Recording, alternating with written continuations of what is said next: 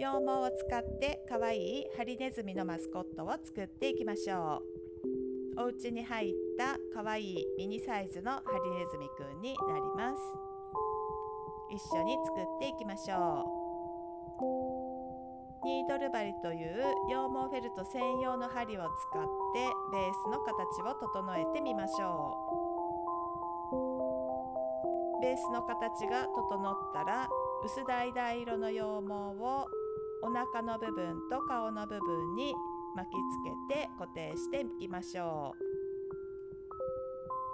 こちらの動画は動画レッスン羊毛フェルトキットのダイジェスト版です。羊毛フェルトのハリネズミを作るのに必要な体のベースや羊毛、目やお花のパーツ、作り方の詳しい動画をセットにしてキット販売しています。よろしければ概要欄をご覧いただきご利用ください。ベースが入っていますので、お子様や初めての方にも楽しく作っていただくことができます。足を作ってつけていきましょう。足がついたら今度はお顔をつけていきましょう。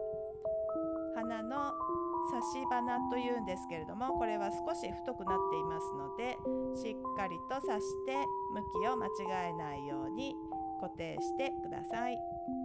逆三角形になるようにつけてください。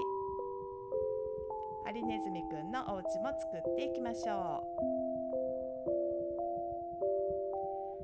こちらの動画のバックミュージックには癒しの効果があると言われている 432Hz のオルゴールを使ってカノンを演奏してみました。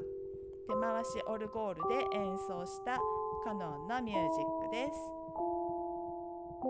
ハリネズミくんを作りながら癒しの効果もお楽しみください。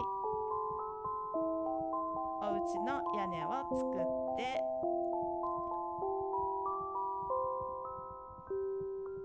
ハリネズミくんのお家が完成です。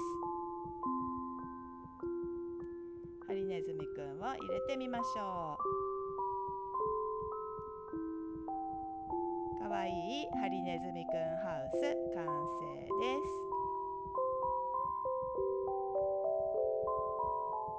皆さんもぜひ作ってみてくださいね。